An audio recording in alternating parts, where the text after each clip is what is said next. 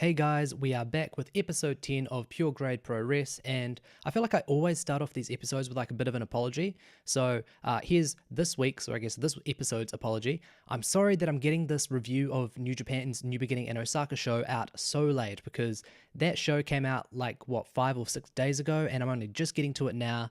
If you listen to my Dragon Gate Truth Gate review, you would have heard me mention how a bunch of shows were coming out at that time, and I really, really wanted to get out a review of the Dragon Gate Truth Gate show, as I said, because there was an amazing match between KZ and Park, and I figured, look, there's already like 20 or 30 other like New Japan dedicated podcasts, not to mention all the other like channels that random like guys have where they review New Japan, and there's not as much attention given to Dragon Gate. So I was like, hey, well, I can jump on this. And I was happy with how the review came out, and I was just glad that I could give my my plaudits for that match. But anyways, we're going to be looking at the Osaka show, New Japan's New Beginning in Osaka show today.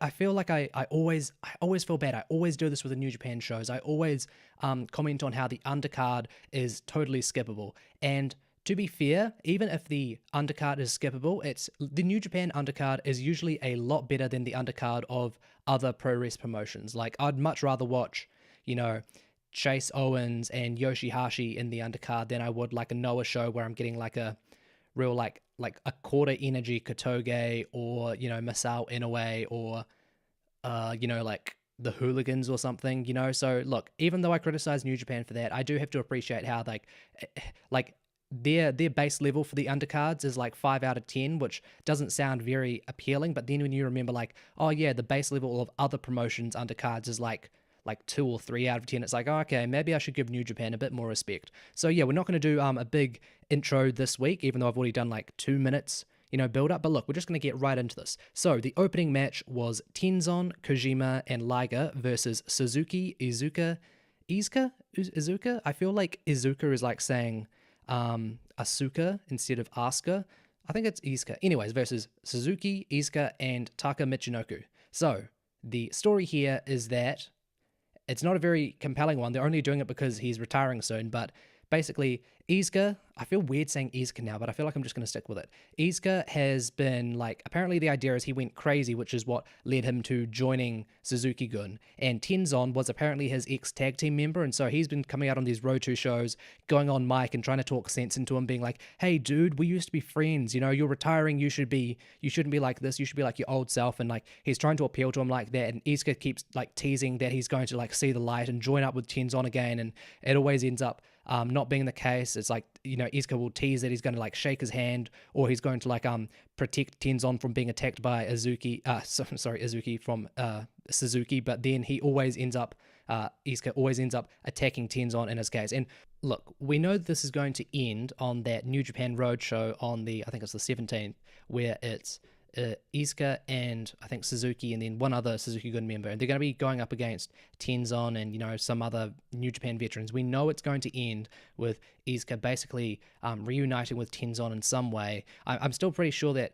Iizuka is going to take the fall, because that's what happens with all Japanese pro wrestlers on their retirement. They always end up being the one to take the fall, because it's like, okay, this is the last moment you can actually put someone over, so you may as well do it to someone who's younger than you. Even if they're a fellow veteran, they still deserve more of a shine than you if you're going to retire. So we know that's going to happen.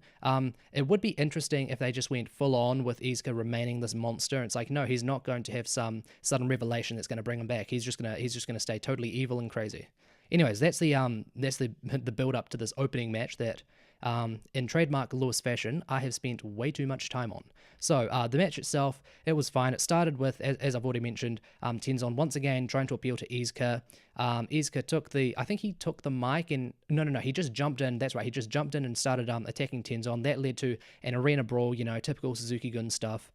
Back in the ring, the New Japan like pure team of Tenzon, Kojima, and Liger, they actually managed to pull off a few tag team moves, and they regained control. So this was pretty quickly after returning to the ring. But then the Suzuki-gun, typical shenanigans started. Iizuka got a few moments of focus where he's basically just going around biting everyone. That was pretty funny. The one thing that made this match, like, made me happy I watched this match, because as I've said, I don't really care for the story of, Iizuka, is he gonna be evil or good? I don't really care for that, but what I did care for were the interactions between Kojima and Suzuki, because these are the two guys I believe who are like, they are like the oldest veterans in the New Japan roster who can still go. And because they are from that sort of oldish wrestling style where it's, I guess more strong style, like more stiff strikes and everything, they work perfectly because it's not like that they're like, juniors that used to perform a bunch of high spots in the 90s and now they can't do that. They were guys in the 90s who just threw, stiff strikes, lariats, chops, all that, and they can still pretty much do that to this day. Like, yeah, their movement's a bit short, but they can still work. And Kojima and Suzuki had some really, really nice interactions there. Kojima is always someone who's just really easy to connect with. He's just got, the pure babyface charm. He always has like a very, I guess, like very comedic sort of yell that he throws out every time he's like making progress. He's always like, yeah, especially when he does his, the machine gun chops. And Suzuki, he's like the total opposite. He's like, Suzuki, he's, the stone-faced cold killer. And so when he sees Kojima's trying to tee off on him with strikes, Suzuki does the typical thing where he's like, okay, I'm just going to wait a while. I'm going to bring the audience in, draw everyone in. I'm going to draw you in, Kojima. Then I'm going to grip you behind the head. I'm going to pull you a bit, let you know something big's coming. Then I'm going to wallop you in the fucking face with a big forearm that's going to leave a massive impact sound. The audience is going to go, ah. And yeah, I loved all of those interactions. That was the main thing that made me say, okay, this match, worth watching. As the match continued, we got some interactions between Iizuka and Iizuka. Oh, I started saying Iizuka again. Sorry, also, if you can hear some meows in the background, it's because my cat Pearly is down here, and she followed me down to the basement where I record these things, and yeah, she just likes to jump around, itch herself on like my computer screen or my drink or my audio system. So yeah, if you hear any noises, that'll be her. But anyways, Iizuka and Tenzon, they had a few interactions. It wasn't very interesting. You want to compare the work rate of Iizuka and Tenzon to Kojima and Suzuki. You're going to have a bad time with that. But very quickly, I believe we ended up getting yet another Iizuka DQ. So Tenzon, Kojima, and Liger ended up getting the win. They're still building up this angle with Iizuka. Is he going to be evil? Is he going to be good? How's he going to retire? Not super interested. I guess I am still interested just because it's like, okay, well, maybe this will lead to something with Suzuki, because I was thinking, like, why would they make Suzuki give so much focus to him against Kojima here? And maybe this is just me like just desperate for someone to do something with Kojima, because as I've said, he can still go. He deserves to have like a decent little program. Like, he hasn't been in the New Japan Cup for a few years. How about you just have him be like the first round opponent who Suzuki beats? I would love that. I don't need much. Just throw him in a big match every now and then. Like, is one like big match every 8 months for Kojima too big to ask? And I'm not saying, big matches in G1 Climax or, IWGP Heavyweight Title Challenge. Just like a decent singles match. That's all I'm asking for. So yeah, match was, fine enough just because of Kojima and Suzuki, as I've gone on about quite enough now. I gave it 2.5 stars. Nothing too special, but hey, if you enjoy Kojima and Suzuki, like I've said a million times now, check it out.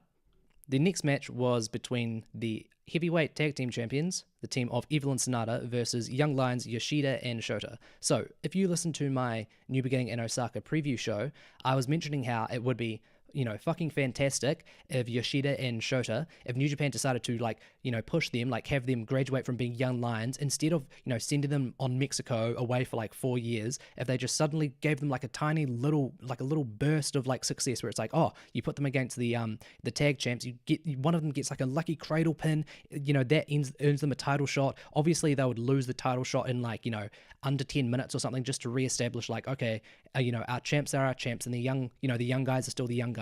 But look, that would have been an awesome idea, and I knew at the time, look, they're not going to do that. They have a very traditional approach in New Japan, and just pro wrestling in general, so they're not going to do that. And even though they didn't do that, this match was still quite good. I ended up going 2 3/4 stars on this, so this was, I guess, probably my favorite of the undercard matches. The Young Lions actually gained control very quickly in this match. It was sort of 50-50 between, I believe it was Evil and I think Yoshida at first, but then Yoshida and Shota started working over Evil, and so they gave them a bit of room to, gain some momentum. Then Shota was sort of in control over Evil for a while, but LIJ very quickly reestablished control. They started very calmly working over both guys. I believe it was Shota it was Yoshida. No, it was definitely Shota they were working over first. Both guys were just constantly making tags and just throwing out body slams one after the other on Shota, showing how, yep, we're the champs. We can calmly work over these young little dickheads. We were there once too. You guys just got to play the cards that you're dealt.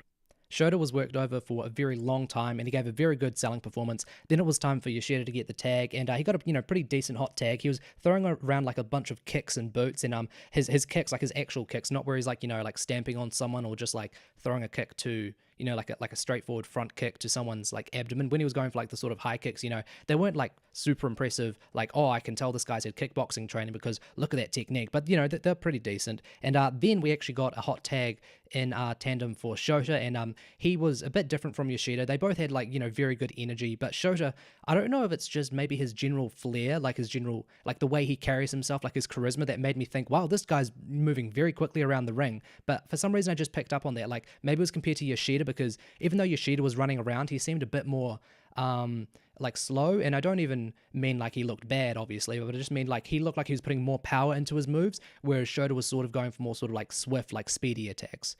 There was one moment that really stood out to me was that Shota, he hit a beautiful bridging German suplex on Sonata, and from there he actually started getting like quite a few near falls on some cradle pins, and there was one cradle pin where I was like, holy shit, like that may have doubled my chances that I thought he and Yoshida had for winning this match. So basically, I went from thinking there's a 0.1% chance of them winning to there being a 0.2% chance of them winning. Maybe a bit higher than that in reality at the time, because at that moment the crowd was really behind them, and they were showing passion. Like, okay, yeah, they're young lions, they always show passion, but I was genuinely thinking like, holy shit, maybe that's the reason why this is why this match was set up. Have the tag team champs just go up against this young team. Maybe New Japan has gone crazy and they're just gonna throw like 40, 50 years of tradition out the window. They're going to be like, okay, we're coming up in the new era, we're going to do something different. We've just made the first Kiwi champion, we're also going to do some crazy shit with the tag division. But they didn't. LIJ very quickly regained control. They had some series of tag team moves which looked pretty good. Then they hit the Magic Killer, and they got the win over Shota, which was interesting because I thought like New Japan always has like a strategy for who they pin. Like we were talking about the other week with the Sapporo review, how it was like, okay, they're going to have Suzuki take the fall here because he's getting older, he's not as much of an asset as he once was. They obviously see something in Sabre, even if it's just as an upper mid-carder, so they want to protect him. So I was like, okay, why wouldn't they have their New Japan born guy, Shota? Why would they have him take the fall as compared to Ayato Yoshida, who's like the outside guy from K Dojo? But maybe I'm reading too much into that. But at the same time, I think I'm not, because it's like, I know New Japan always puts thought into these things, but maybe at this point that's just become a meme where it's like, oh, look, New Japan had this wrestler come out with a water bottle and he placed it down and he forgot to take it out when he left. There's some, that's going to play into a very deep storyline revolving around the heavyweight title in 6 years' time. So maybe I've just fallen, prey to that. But I like to think that Shota's, like, I prefer Shota to Yoshida. I really hope that, well, I guess that sounds a bit mean. I hope he's going to be the star of the two. I would prefer to see Shota be the star of the two, but hey, at the end of the day, just give me like a decent young lion, because my main point at the end of this review of this match was the young lions are just so exciting. I just can't wait to see Narita, Yoshida, and Shota in like 3 to 5 years' time, because whenever I get I get down on New Japan sometimes when I'm like, I guess Okada's still young, but we've got like Naito, Ibushi, and Tanahashi. They're not young. Like obviously Naito and Ibushi are on a different age spectrum to Tanahashi, who's, in his young 40s. But Naito and Ibushi are getting older, and I'm not sure if we see in the young guys at the moment, like Evil and Sonata, if they can really carry the heavyweight division alongside Okada. But knowing that we've got these really, and look, you can't really make too many big judgments about the young lions. You can't be like, oh, well, I've seen them have, 100 3-star matches on undercard matches, so, they're probably going to be like amazing when they're heavyweights. But I really do see a lot of energy and passion behind them. So look, I'm just hoping for the best from them. That's just what I want to say. So yeah, good match, 2 3/4 stars. I think you should always check out the young lion matches for New Japan. They're like the only promotion where I'll always check out the rookie matches no matter the show. Even if there's like an amazing, like one amazing match that I only care about seeing, I'll always go back like the next few days and be like, okay, I've got to see how Shota's doing, got to see how Narita's doing, just got to keep up with them, because look, they're the future. You just got to pay attention to them. For the next match, we got a continuation of the LIJ versus Suzuki-gun rivalry.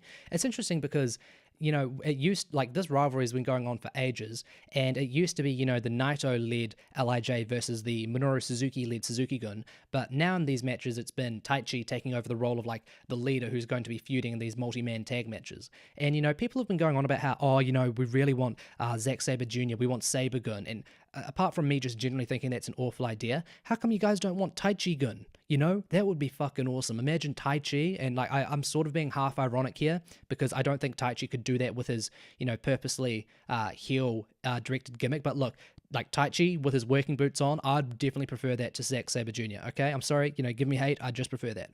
Anyways, this match was fine. It was weirdly booked because I was thinking to myself, why would they do this when they've already had on this tour? They've already had Naito beat Taichi, and they've already had Shingo and Bushi beat Kanemaru and Desperado.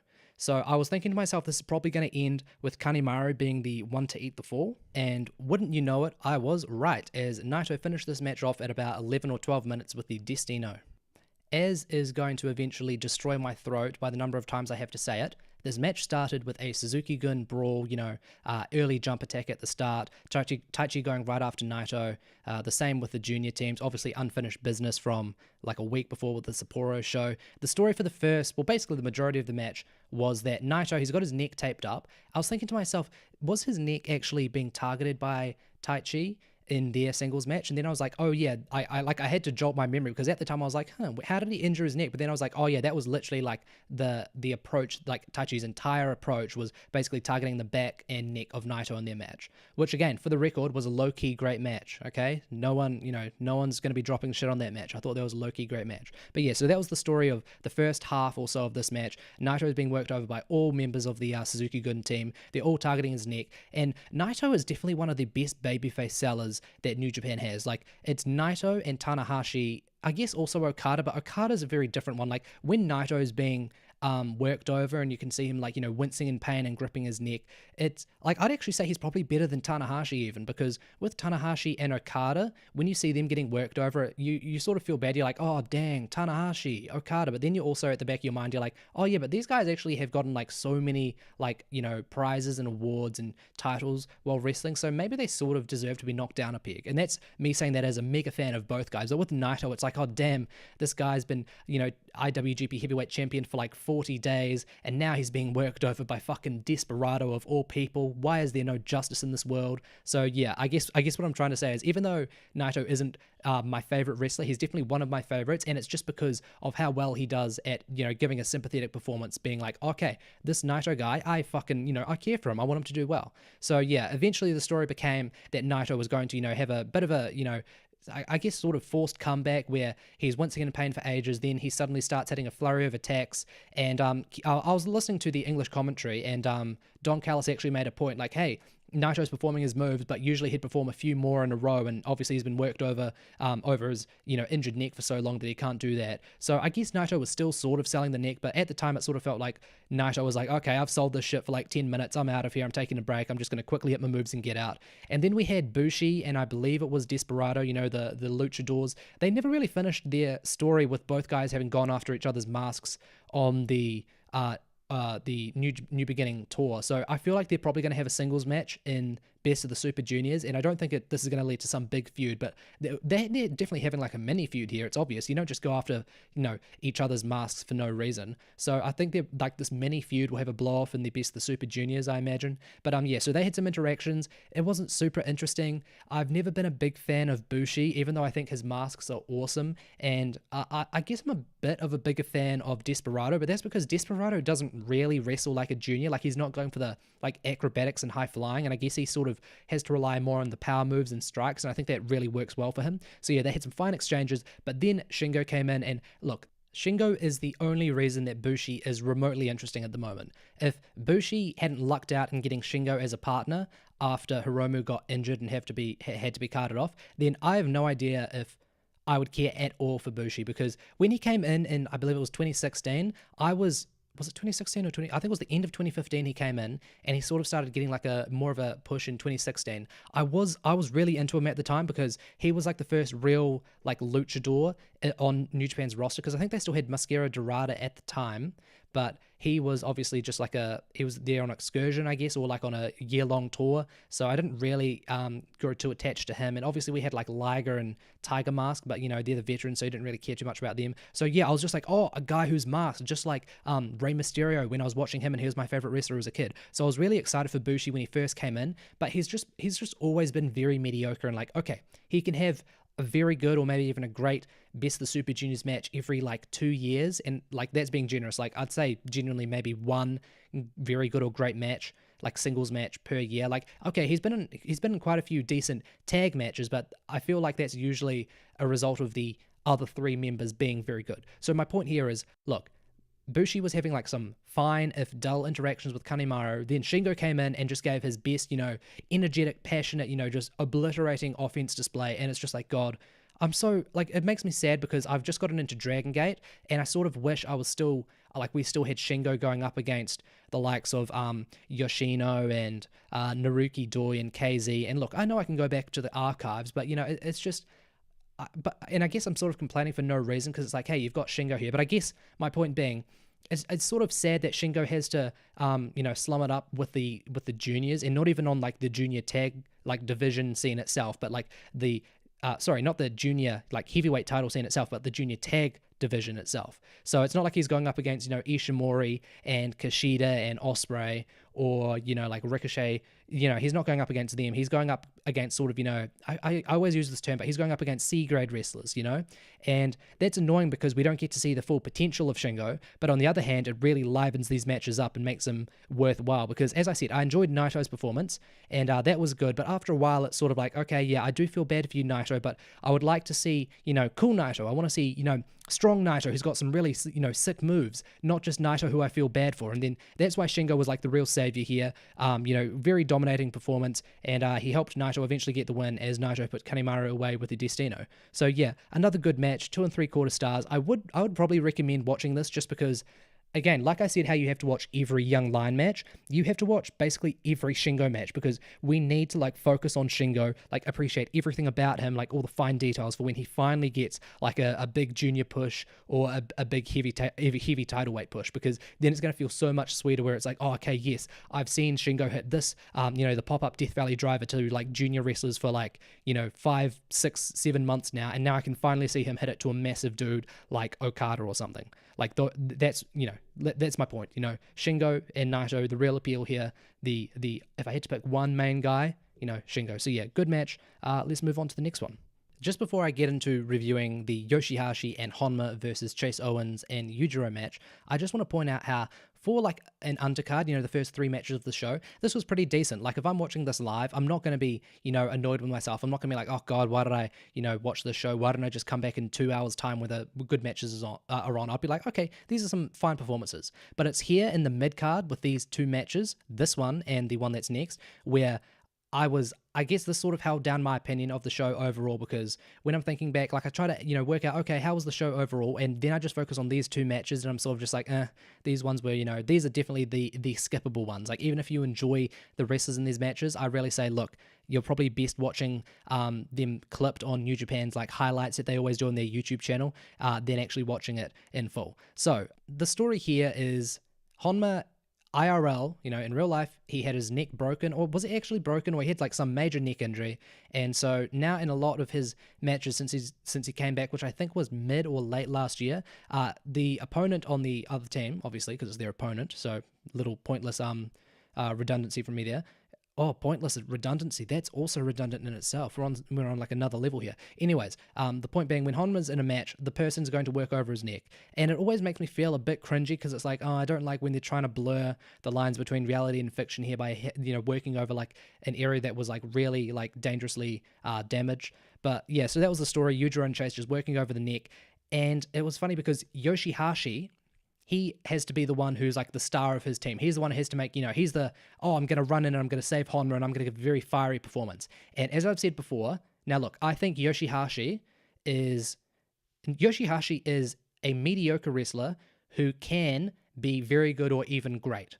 And as I've said, he usually gets that level when he's working alongside stars, like when he's working alongside Naito or Bushi or Okada and Tanahashi. That's when he really gets to play off his underdog role, because then it's like you can't compare him to everyone else in the ring, and so he has to work really hard in order to get even half to their level. But when he's alongside the likes of Chase and Yujiro, who he's basically about on even with, and also Honma, who he's like way better than, and in terms of general like in-ring movement and general offense. He doesn't look that good. Like it doesn't amplify him by putting him against someone worse. If anything, it just takes away his underdog charm, which is his main thing, and it just really shows how mediocre he is. And it's a shame because I love Yoshihashi, but yeah, stop fucking putting him with Honma and the dregs. Put him with the stars, and then he himself will look like a dreg, but it'll be like the sort of dreg where you're like, oh, he's charming. So yeah, that was sort of the story. Honma gets worked over for ages. Yoshihashi gets some hot tags and makes the save, and eventually this ended with Honma getting package pile driven by Chase. And obviously the crowds all, like, just like me, were like, oh god, please just Chase, be as safe as you can, don't fucking hurt Honma here. And yeah, look, obviously they played up the angle post-match where Yoshihashi's going to Honma's side, and I think the young lions also got it, and they're sort of giving Honma attention, like, oh, here's the ice pack, can we rub your neck a bit, let's help you out of the ring. Obviously Honma's okay, we would have heard some news, but yeah, and look, even though I know it's fake, like, okay, yeah, this is a real thing and New Japan's trying to play up on that, it always just makes me feel cringy because like Honma was really awesome. Like when I first started watching New Japan back in 2015, he was the awesome underdog because he was always losing. Like obviously the story with the Kokeshi, how he always misses that headbutt and then he finally gets it. That slowly grew on me. And then in his G1, when he lost all of his matches until the second to last one against Ishii, and they just had a vicious strong style match, I was like, holy shit, this dude who looks, screams like a bloody, well, like nothing, like a fucking smoker of like 40 years, and looks really weird, like overly tanned, very ridiculously, suspiciously muscled for his age, and he's always losing, and then he has like this totally blow away match with Ishii, and then I start going through the archives, watching all of his big matches, and it's like, whoa, this dude, he can go, and he is like a true like underdog. And it's funny because the audience, they still connect with Honma, and I guess that works to his, because of how he's been, well, not how, because of how he's been booked, I guess to some extent that, but also just because he had the injury and he's still always losing his matches, and he's never got like a really big push. Like he sort of got a bit of a push in 2016 and 2017 alongside Makabe, but apart from that, he's always been the guy to drop falls. And Yoshihashi is also basically an underdog, but he's just not given the same level of respect as Honma. Because here, this crowd, they were buying into everything Honma was doing, and when it was Yoshihashi who was like getting the big moments, they really were, quite silent. And the crowds will usually buy into Yoshihashi, but as I said, if he's alongside like fellow average C-grade wrestlers, he just doesn't have that, babyface charm. Anyways, once again, another match, and I always say this, another match I've spent way too long on. This was 2.25 stars, just skip it, nothing too special. The next thing to talk about in this review was not, in fact, a match. It was IBUSHI coming out in a very formal suit to make an announcement. And when I actually came across this, it was on the New Japan site, and it said, like, in the translated text, IBUSHI makes announce return or something. So I knew this wasn't going to be, like, bad news, but I feel like if I was watching this live at the time and I saw IBUSHI coming out in the suit, I would have been like, holy shit, IBUSHI is going to announce his departure from New Japan because he's going to go fucking sign with AEW and hang out with his golden lover, Kenny Omega. But yeah, so I'm lucky, I guess, that I was spoiled, so I didn't have to sit through like the minute of IBUSHI getting to the ring and getting set up with a mic, being like, holy shit, is he going to stay? Is he going to stay? Because apparently he himself didn't reveal that he'd signed a contract. He just said, oh yeah, I'm going to be returning. I'm going to be in the New Japan Cup. But then it was the Super J cast, apparently. I have no idea how they got this source, but apparently, and this was later confirmed by Dave Meltzer, IBUSHI has signed, and I believe it's for 2 years. And so I guess the battle that's been going on for, what, like, not 10 years, but like, let's see, about 2011 or 10, I want to say, like about 9 or 8 years, the battle for getting IBUSHI to sign, it's finally been achieved. Like the other two big contract battles that have been featured in New Japan over the recent years, obviously the most important one has been Kenny Omega's, oh, will he, won't he leave? That's been going on ever since he blew up in 2016. So we've had that for like 3 years in a row. And the one before that was Shibata. But, Shibata put that away when he signed at the start of 2016. And obviously it's fucking tragic that a year later it looks like his career is over. But yeah, IBUSHI, we've been waiting for ages for this. Like, holy shit, that was the reason why IBUSHI, like, you have to think, they were never going to push IBUSHI to the moon while he was unsigned, while he was, going around and pissing around in DDT and, fucking off to WWE's Cruiserweight Classic and all that nonsense. Not that I hate it, but, obviously I don't consider it on the same level as New Japan. And now he's finally signed, so it's like, look, they've already given him, a Dome semi-main event position. They've already given him a G1 Climax final position. Imagine what they will give him now that he's finally signed. Now, the important thing is here, I don't think we're going to see anything big for Ibushi, at least for like the first year, because I feel like New Japan will think that's too choreographed, where it's like, okay, we've signed this guy, now he's going to win the title like next month. I think they're going to do like a very slow build. Like, I think he is going to have a good showing in the New Japan Cup. I wouldn't be surprised if he only makes it to the semifinals, because it feels a bit too on the nose where they're like, oh, okay, Ibushi, you're going to go out there and you're going to say, yes, I'm going to be returning for the New Japan Cup. And I don't think an Ibushi versus a Jay White title match at Madison Square Garden. Actually, that would be massive just because it's got Ibushi, but I don't feel like that's what New Japan would want to do for like their story. And I feel like he's not going to win the G1 either, because again, it just feels too forced, where it's like, okay, you've signed, now we're going to push you to the moon. I think this is going to be like when Shibata signed at the start of 2016. He was already the Never champion, but then he had like a program with all of the New Japan dads. He went through that, then he ended up losing the Never Openweight title, but he held that through all of 2016, and then they started building him up to challenge for the IWGP Heavyweight title. And, you know, that's what ended up happening, and that's obviously how his career ended up ending, at least for the moment, you know, which is what I like to hope. But I think after that, he probably would have moved to about the Intercontinental title level. You know, I don't know if they ever actually saw Shibata as being at heavyweight title level. Like, I definitely did, or at least if I didn't before that Okada match, I certainly did right after. So yeah, I think that's going to be like Ibushi. He's going to be like really solid for like the first year, and then I think New Japan's going to start. Obviously, it depends on how the contract negotiations go, but I think after that, they're slowly going to start like pushing him. Like, they're going to maybe have him win a G1 or maybe another New Japan Cup, because look, Ibushi, even though Omega is, I think, I'm not going to say he's better than Ibushi, but he has had more opportunities to show that he is better than Ibushi, because Omega's the guy who's had way more attention to him in like recent G1s. You know, while Ibushi was off in WWE in 2016, that's when Omega was making a name for himself, like just roaring onto the scene. So even though I think Omega has shown himself to be a better wrestler, I think with time, you know, with a push, Ibushi can show that he is just as good, if not better. And the fact is, which people have to accept, is that Ibushi has and always will be a bigger star in Japan than Kenny Omega. It's a totally different story when you go to America or the general Western areas, because look, Kenny Omega, he just connects with those people. He can speak their language. He's been wrestling there before he really started in Japan, so it's different there. But in Japan, look, people respect Kenny Omega. Like, I think the majority of New Japan fans would say, yeah, Kenny Omega, he's one of the best, like, you know, top 10, top 5 wrestlers in the world. But I think they would also say that about Ibushi, and I think they're more likely to say, oh, Ibushi is one of our favorites. Because, look, even when Kenny won the title from Okada, that wasn't like a big payoff. It wasn't like a cathartic, like, oh, fans getting out of their seats and like roaring, like, oh, finally. It was more like, yes, I can't believe it. We've seen the end of this massive long title reign. And this isn't me trying to like dig on Kenny Omega, because, look, I think Omega is amazing. He's one of the greatest wrestlers I've ever seen. I just think that Ibushi has always been someone who's seemed to connect with the fans on a more emotional level. So my big point here is, I think even if New Japan has lost Omega, and we have no idea what the hell's going on there, because it's like, oh,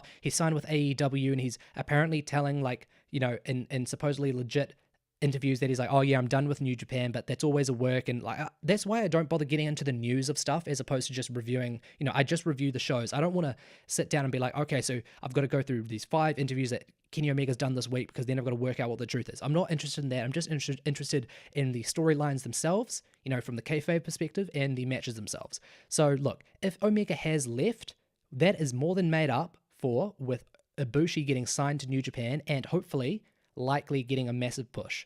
So look, and it'll be difficult to get used to at the start, because it'll be like, okay, this guy who's giving us, like, you know, match of the year contenders every single month, his best friend, who's probably about his level, if not greater, is going to take this position, and it'll be a bit weird, because it's like, okay, we're basically going to replace a golden lover with a golden lover, and, you know, the sort of big match style guy with a big match style guy. But I do think Ibushi can take on that role, and I really think he can be better than Omega.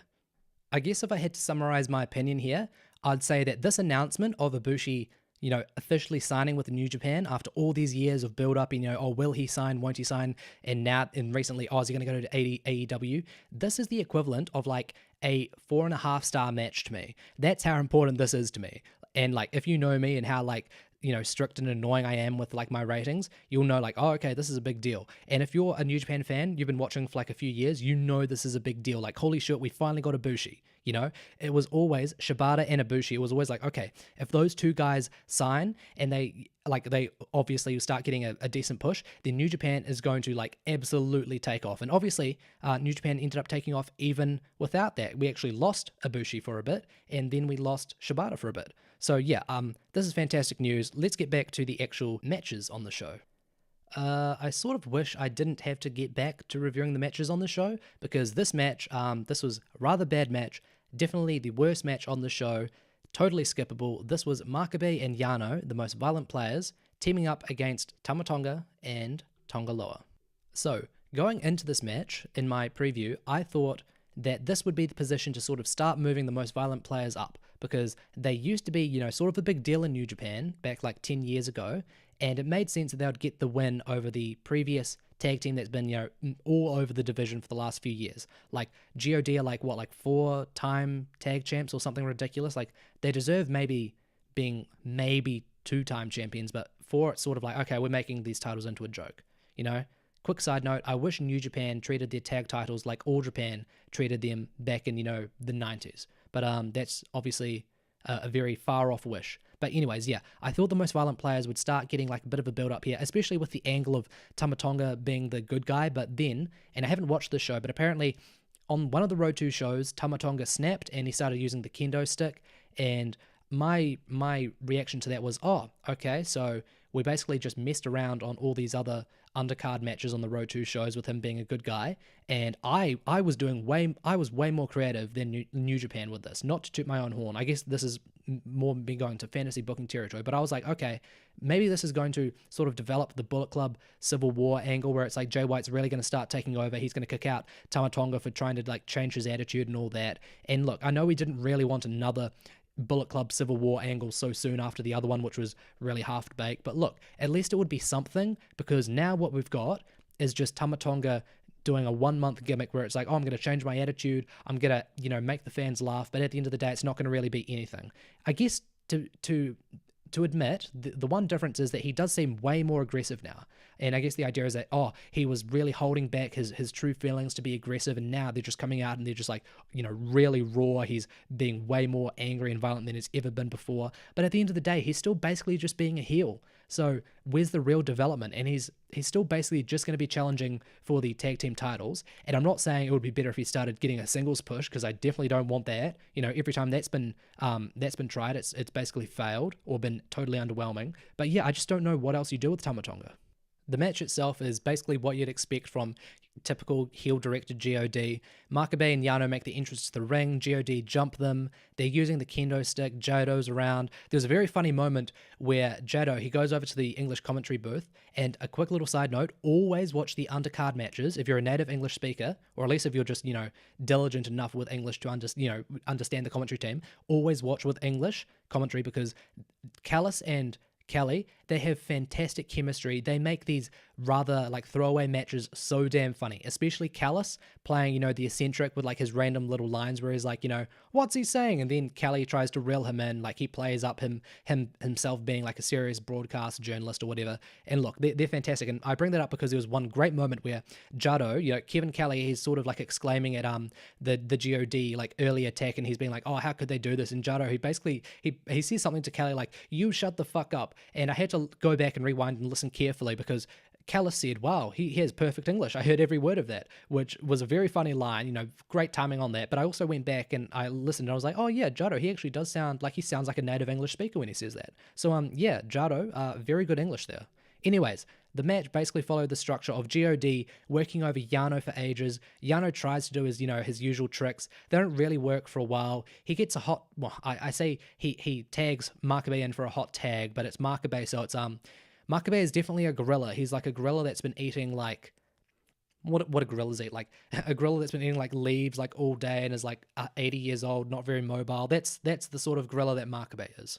So Makabe got in some offense, but it wasn't very interesting. Yano got back in, and Yano tried to do some more shenanigans to get the win. He ended up distracting the ref, and I believe then he low-blowed Tonga, or he tried to. I wasn't really paying attention, but the match ended up ending after there were like a series of kendo shots and some stun guns to both guys. So Tonga ended up getting the win over Yano. So yeah, God won the match. It looked strong at the end, but I'm not very interested. I'm not at all interested in seeing them going right back to challenging for the tag titles. But then it's like, what do you do with them? And I guess my bold suggestion is New Japan, don't do anything with them. Let them work on the undercard matches. Like, you guys don't do anything with fucking David Finlay or Kojima. You don't do anything with them. So why do you have to do something with Tama Tonga and Tangaloa? Like, the Western expansion, I was going to say it was dead, but I guess more like the Elite is gone. We don't have to focus on the Western expansion as much, so you don't need to push, the Bullet Club with Tama Tonga and Tangaloa. I know, I can understand wanting to push Jay, but you don't need to do it with Tama Tonga and Tangaloa, God, who have proven to not be, like, okay, maybe they're over with the Western fans, but with the Japanese fans, no one really cares about them, so don't throw them back into this tag title scene. Just let Evil and Sonata go up against, like, a variety of different opponents. Like, I would have much rather seen Most Violent Players get the win here and then end up challenging Evil and Sonata just on like a random show. I even would have preferred Chase and Yujiro to make a challenge, because that's interesting, even though both guys are technically more on the junior side. Like, Chase was a junior only like a few years ago, and he randomly, like, very quietly moved up, and Yujiro also used to be a junior. And look, they're relatively small heavyweights, but they're still heavyweights, so I'd much rather see a match between them with Evil and Sonata than with God in their place. And I think it'd actually be a very good match, because Chase always works hard, and him and Yujiro, they have some decent tag team chemistry. So yeah, push Chase and Yujiro, just give them like a random tag team title challenge on like a New Japan road show or something, I'm not asking for much, just push them a bit and let's get God out of the spotlight of challenging or being the champions every other month. It's just annoying. So after that 2-star special, we finally got to the upper end of the card, and we finally started getting the good stuff, This is the stuff that the fans sat through this, hour and a half of, fine or even bad or just acceptable stuff. This is the stuff they were waiting for. So this series of good matches, I'm not going to say, they're blowaway or anything, but they made the show more worthwhile than it already was. So this started with Ishimori defending the junior heavyweight title against Taguchi, and the story coming in here was that Taguchi, he'd been chasing after Ishimori on the Road 2 shows, and he'd actually been very successful. He got the visual win over Ishimori when he hit him with the Dodon, and he would have gotten the pin over him. I think this was on one of the Road 2 shows, or maybe one of the 2 Sapporo shows, but the ref actually got pulled out of the ring. That's been a very big trope in New Japan like the last 2 years. So yeah, but the point is that Taguchi still would have seemed to get the win over Ishimori, because Ishimori wouldn't have been able to kick out of the pin, because in fact he did not. The other point is that Taguchi also ended up tapping Ishimori out with his Oh My and Garfunkel hold. And I still hear people saying the Oh My and Garankle hold, and apparently that's also what the Japanese commentators are calling it, but I'm pretty sure it was always the Oh My and Garfunkel, like Garfunkel hold. It's sort of Simon and Garfunkel, because I remember... Anyways, look, that's beside the point. He tapped Ishimori out with that and ended up winning... I believe it was him, and I can't remember who the other 2 were that are part of the Taguchi Japan team that ended up winning the Never 6-man titles, because, like, going back to my very first episode, no one gives a fuck about those titles, Maybe Taguchi Japan sort of raises them up. I don't think that's going to happen, but yeah, so that's the story. So we've seen Taguchi can beat Ishimori, and that story of the ankle, that continued to play a factor in this match. Taguchi was basically going right after the ankle, and something that I didn't understand at the time, I thought this was just Taguchi being Taguchi, and people who are well more knowledgeable about the general pro wrestling scene than me, they apparently explained that the outfit Taguchi came to the ring in was actually an outfit parodying the gimmick of being an idol singer that Ishimori once had like 20 years ago or something. And so I had no idea what that was. At the time, I was just, like when you're talking to someone and they say something and you can tell from general social cues and, facial cues that they think they said something funny. So you just start laughing and nodding, and even though you have no idea what they were saying. That was basically me with Taguchi. I was like, yes, very, very funny, Taguchi. I have no idea what the fuck this is referencing, but you're a funny dude. And yeah, so Taguchi was sort of trying to play mind games, as he always does. Ishimori, he was sort of playing into those mind games a bit, but then he himself reference the dance that Taguchi himself did. So I think that dance that Taguchi initially did must have been a dance that Ishimori did when he had this idol gimmick. Look, this the people who know this stuff, like you must have been watching for like 20 years, or if you haven't and you just managed, like you knew exactly what to search up to find this stuff, like God bless you. You guys are really doing a lot of work so that other people like me who really don't like doing like hours of research, it might not even be hours of research, but don't like doing a bunch of research before analyzing a show, we really benefit from that. So shout out to you guys. So when Ishimori was sort of doing his old idol gimmick dance, he was basically saying to Taguchi, look, I know that you're a joker and you try to get inside people's heads and annoy them as part of your strategy, but I'm not going to let you do that. Here, I'll do my dance. I don't care if it's lame as fuck. I'm going to do it to let you know and these fans know that I'm not embarrassed of where I've come from, And look, maybe that was a bit too pretentious, but obviously that's the idea. I'm just saying it in flowery terms. So that's the idea that Ishimori was trying to get across here, and that really annoyed Taguchi, and this sort of played into Ishimori's plan because then he started targeting Taguchi's neck, obviously preparing him for the Bloody Sunday, and Taguchi, because he realized like, oh shit, this guy Ishimori, at least in kayfabe, he's a killer. He's actually going to put me away. This is the kayfabe reason that Taguchi fired up. And look, if you, like, maybe this won't be a big moment for people. Like, sometimes I focus on the smallest moments and I make a big deal out of them and I say, oh, this is what really made this match for me. But one really cool moment was when Taguchi, he looks like he's going to set up for one of his, silly glute attacks, like a diving or like running glute attack. But instead, I believe he went for a drop kick, or he went for like a general move where it doesn't look like he's trying to be somewhat, sexual with like his attack, like throwing his ass in someone's face. He generally just hit them like with his boots. And then he was hitting like a bunch of other like really good moves. Like he hits like some very good enzuigiris, and then he hit like a series of dives to the outside. And it's like, holy shit, Taguchi, like, he's rather old, but it's not a meme. It is overused and overplayed, but it is true when people say that Taguchi, when he gets the tap on the shoulder, that dude can fucking go. And he was working really hard alongside Ishimori. Ishimori was also pulling off his acrobatic stunts, so he's like more of the charismatic sort of in-ring worker, but to sort of mirror, or I guess complement Taguchi's more, not as flashy, but still like really like, try hard style. And we don't often see this from Taguchi. So when we actually see him like performing, like jumping like all around and flying around the ring and really putting an effort to making his offense look strong as opposed to just like cheesy or funny, like it really did have an impact on me.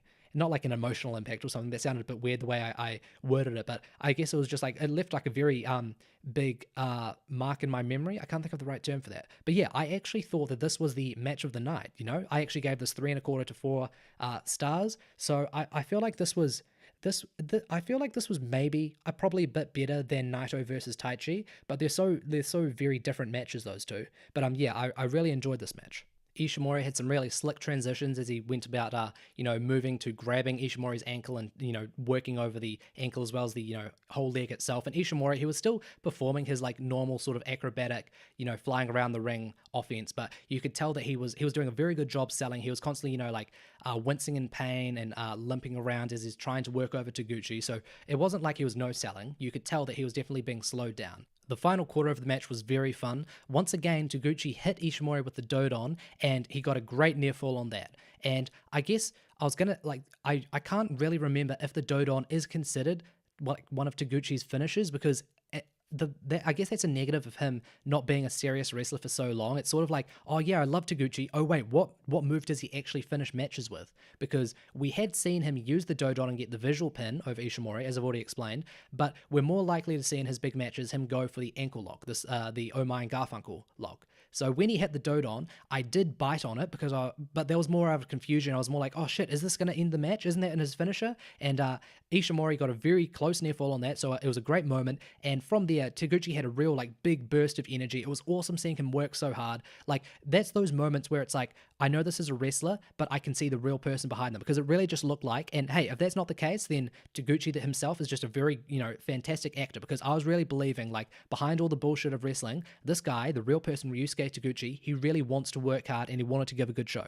And he just looked like he wanted nothing more than to put Ishimori away. But sadly, I guess the idea was that he was getting a bit too carried away with himself. He was a bit too excited and ended up getting caught into the Bloody Sunday by Ishimori. So yeah, that gave Ishimori the win. So yeah, this is a low-key great match for me. This might have been my match of the tournament.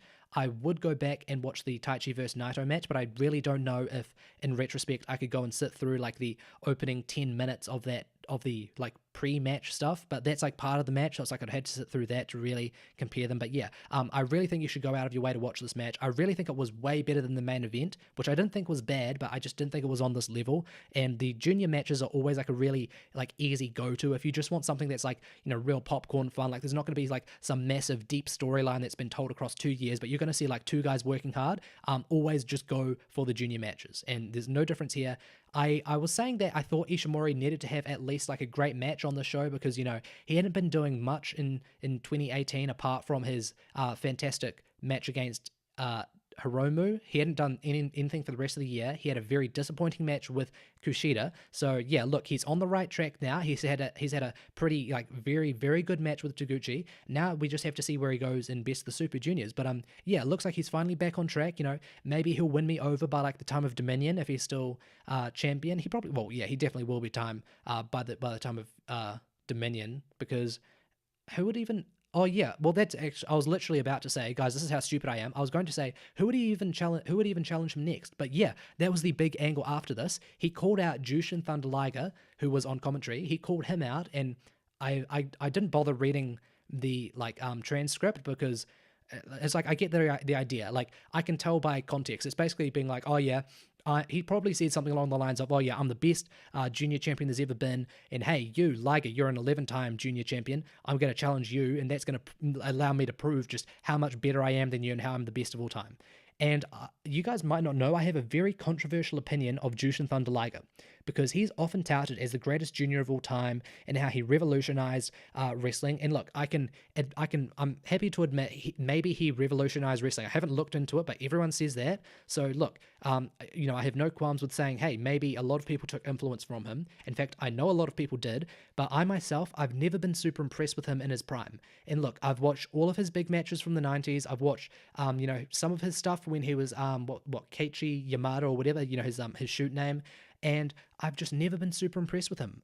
I was always an Otani, a Kanemoto, Minoru Tanaka, who else? Tatsuhito Takaiwa. I was always more of that guy than I was Liger. And I guess it's also the same with like Ultimo Dragon and Sasuke, because even though they are clearly very good wrestlers, I was always more into the guys who are just in the, you know, the straight black trunks as opposed to the luchadors. And I always felt weird for the longest time because it's like, damn, everyone loves Liger, but I just can't get into him in the same way.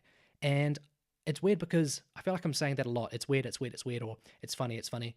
But it is weird because I feel like I get Liger now that he's a veteran, like now that he's past his prime, because he's had matches over the last like 2 years that I've thought were great. Like he had a match with Ospreay in the US, which I thought was very good. He had a match with Hiromu in his last Best of the Super Juniors, which was good.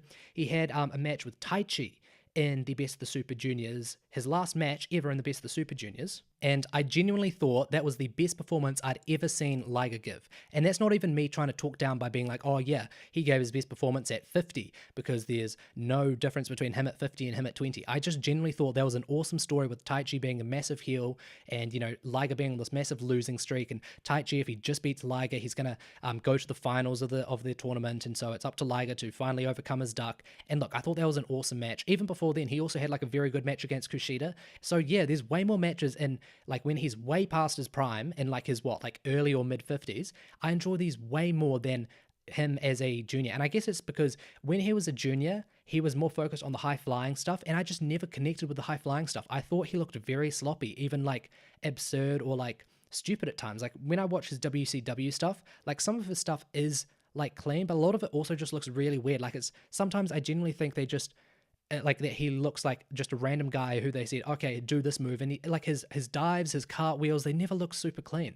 And but now that he's literally just a guy who's like, you know, playing up on sympathy, you know, like he'll play up, you know, when he's been worked over with a hold or something, and then he hits like some fantastic power moves and strikes. That's the Liger I can really get into. And so that's why I'm actually very, very excited to see Liger versus Ishimori, because even though Liger himself is really to like, he's been ready for a while to sort of go on the, you know, the downward slope. He's like, okay guys, take me out of the focus. I don't want to, you know, be main eventing shows anymore, or even in the mid card, just throw me on the opening stuff. Whenever he himself or whenever New Japan gets him to have a relatively important singles match, he always works hard. So yeah, I'm very excited for this. Obviously, Ishimori is going to win. It'd be fucking crazy if they gave the title to Liger.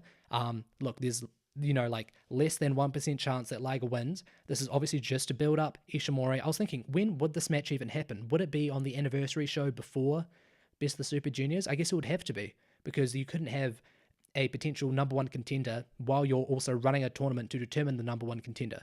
So yeah, this will probably be happening in about a month's time. I'm pretty excited for it. So yeah, that match itself, Ishimori versus Taguchi, about 3.25 to 4 stars. This match with Liger could easily be 4 stars. That'll be like a really great mixture of stars, because you've got Liger, the veteran, who's going to be more for the power moves and strikes, and then Ishimori, who's just, total, not to use a very deflating word, but, he's a bit of a spot monkey, very big on acrobatics and stunts. Look, this will be a very good match at worst, I think. The next match, the semi-main event, was between Okada and Fale. So, these guys have always had programs. I think for at least once a year for maybe 3 or 4 years, they've usually had a program where they've had at least 2 singles matches. And it obviously always ends with Okada getting the win over the series of matches, because, you're not going to fucking put Fale over Okada, but they always keep Fale relatively strong.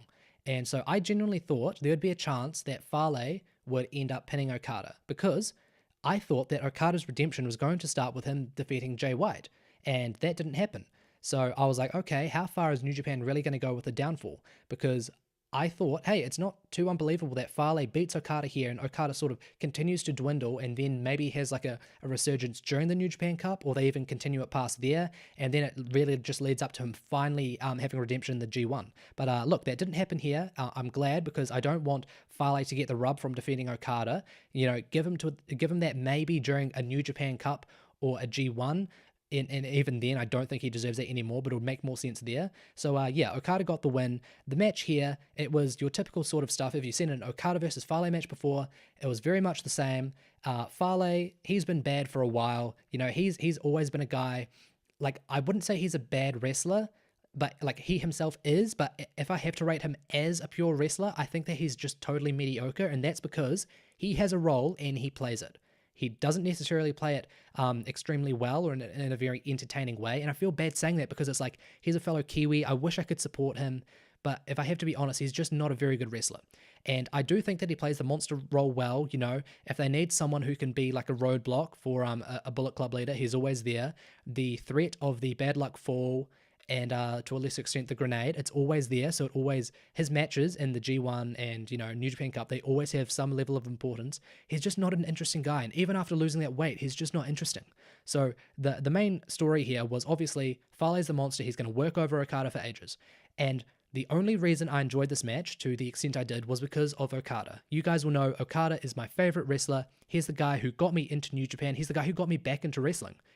I abandoned wrestling as a kid after I found out it wasn't real, which obviously sounds very funny, because it's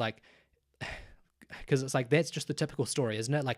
A kid he's a total mark. He buys into wrestling, then he finds out it's fake, and his heart is broken. That basically happened to me. And seeing Okada's performance at Wrestle Kingdom 9, that's what brought me the love of wrestling. That's whoa, this is similar to what I experienced as a kid when I thought wrestling was real, but now, even knowing it's fake, I can connect with it. It's this is pure art to me. Anyways, enough of me groveling at Okada's feet. It was just Okada's selling performance that was so strong here.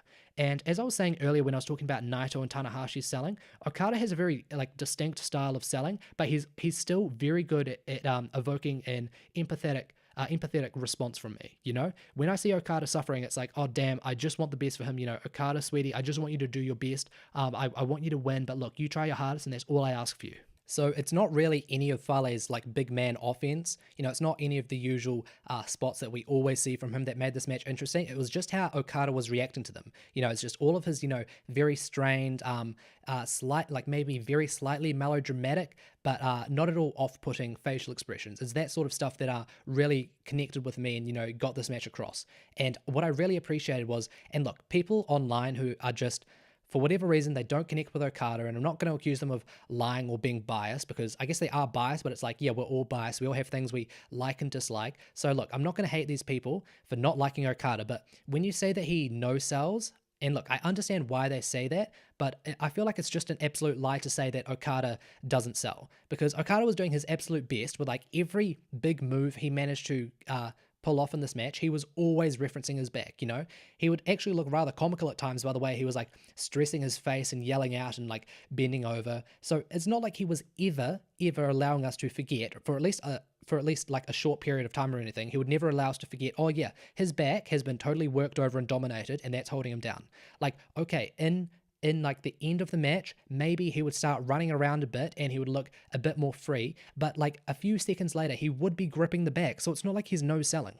It feels like the only way some people would be happy with like general back selling from any wrestler is if that wrestler himself, if they have to walk around with like, you know, crooked posture for the entirety of the match and if their movement and speed just goes totally to shit. And look, I can understand that from like wanting your match to be real, but again, I guess this is one of those moments where I have to default to, look, it's a fucking wrestling match. I want to see some, you know, convincing athleticism because you're not going, like, this is wrestling. This isn't the most complex, you know, form for storytelling. You know, you can't tell me that there's any wrestling match or storyline or whatever that can compare to like the great literature works, you know, or a great movie or something, or a great book. There's just nothing that compares at all, okay? So even though we do enjoy matches in wrestling, I feel like it's more the in-ring work that we have to appreciate because we're not going to get like a fantastic, you know, story for the ages from a wrestling match. We're going to get very basic stories that have been told over and over and over in other media forms, and the thing that makes them interesting is how they're brought to life physically on the stage. And that's why I don't think Okada's he has very good real-time selling. I don't think his long-term selling is fantastic. I think it's good. I think it's decent enough, you know? I don't need him gripping his back every waking second in order to get across the idea that his back is injured. I can see that. And when he's running, you know, around the ring and his back at least looks to be fine, I can easily excuse that by saying, oh yeah, well, he's just got a burst of energy or his back doesn't hurt to the extent that he can't at least be professional and think to himself, okay, I have to keep my posture straight or else I'm just going to fuck up my own attacks. I'm just going to injure myself worse. So look, I can easily excuse it that way and it doesn't, you know, affect my suspension of disbelief. And I just think some people just really just out to hate Okada because they are not like jealous. What's the term? I guess they just sort of detest him for getting a push where they don't think he deserves it. And I personally think you're crazy if you don't see Okada as like at least a great wrestler at minimum. Like I think he's one of the greatest wrestlers ever. And I don't think you need to think that. But if you don't think he's at least a great wrestler, or at least if you can't admit that there are like to the things that other people see in Okada, then I just think you're insane. And I guess that makes me, you know, come off as you're typical New Japan elitist. If I don't like this thing that you like, Lewis, then obviously I'm not a wrestling fan. I'm not saying that. I guess I'm just saying if you don't like Okada's style of wrestling, I don't know if we would have any similar interest in wrestling. Maybe we do. Maybe that's, you know, that'd be cool. But yeah, it's just, I guess I'm just going on about this over and over, but yeah, Okada's selling, his real-time selling is fantastic. His long-term and short-term selling, you know, it's good. It's definitely not bad. I think people who say it is bad are crazy. But yeah, this match was all Okada. I gave it 3.25 stars. I didn't expect it to be great. I actually thought it might be bad, but I should have known that I should never doubt Okada to at least pull like a good match out of a bad wrestler like Fale. So yeah, you know, I should have known better. Joke's on me. Let's now move on to the main event of the evening, which was Tanahashi defending the IWGP Heavyweight title against Jay. And as we already know, and like I wouldn't even bother like saying, you know, spoiler, because I'm so late on this damn review that everyone in the world knows this. Jay White is now our IWGP Heavyweight Champion. A Kiwi, the first time ever a Kiwi is the champion of New Japan. Now, I'm not like, you know, like a big nationalist. I'm not going to be like, oh yeah, this makes me so proud. I'm so happy to be in this country. But it is cool to think like a guy who's probably only grown up, you know, like a few hours away from me at most, is now the main face, at least for the time being, of a company that I absolutely love. Like that is such a cool thing. And look, you compare like Fale to Jay and like it's night and day. Like I don't think Jay is some like you know, second coming of Okada as some people seem to think. And I think I'll also touch on that at the very end of my general review. But look, he is definitely like he's the best character in New Japan right now. And he's definitely the best heel. Like, if you think, this is the first time in a long time that we've had a heel champion in New Japan, because you think back to even AJ Styles, when he was technically playing a heel, he was still like, you know, phenomenal AJ Styles. He's, you know, pulling, you know, great technique all around, pulling off some crazy moves, a mixture of, you know, power moves and high-flying moves and strikes. This is the first time where we've had a champion who's, you know, genuinely detested, and not like, it's not go away hate. He's just someone that, you know, the fans enjoy hating. So yeah, props to New Japan. They're really taking the company in a different direction here, and especially with Omega, because again, Omega was sometimes positioned as a heel, but that was more when he was chasing the title. By the time that he'd finally gotten the title, he was definitely positioned as a babyface. So yeah, it's really going to be interesting to see how we go with this new approach. I'm not super excited, but I am very interested to seeing how this goes. The reason I say I'm not super excited, and maybe you guys will get the wrong idea, I guess because, as I already explained before, what I really appreciate in New Japan, even though I do appreciate the stories, I mostly focus on the in-ring, because the in-ring work itself tells a story. And yeah, that's me being pretentious, but it's true. It's like I want to see the level of, athleticism and chemistry and acrobatics. That's what really makes wrestling to me. That's why I care about it so much. And it's clear that Jay White is either holding back or he's just not on the top tier New Japan level yet. Like, you think about how, if he's going to be considered part of the new Big Japan part of the new New Japan Big Four, he's definitely not on the level of Okada, Tanahashi, or Naito. And going back the last, at least as long as I've been watching, the last 4 years, the Big Four, so we had Okada, Tanahashi, AJ Styles, and Nakamura, and then it was Okada, Tanahashi, Naito, and Omega, and now it's this. Those Big Four, they've usually always been about the same level. You could rank them in terms of, favorites, but everyone would all agree that they're all about the same level. But here, Jay White, for whatever reason, it's just generally the heel character shackles that I like to call them. He's just not giving us matches that are at all comparable, people think he's been brought in to replace Kenny Omega. That's just from a character perspective, if anything. And look, I already think he's way better as a character and as an in-ring actor than Omega. Jay White is way more tolerable on promos than Omega. Omega had a very weird sense of delivery. And again, I loved Omega. His in-ring was phenomenal, but on mic, as a character, I just didn't really care for him. So yeah, that's what I appreciate about Jay. So I'm excited to see what stories are told.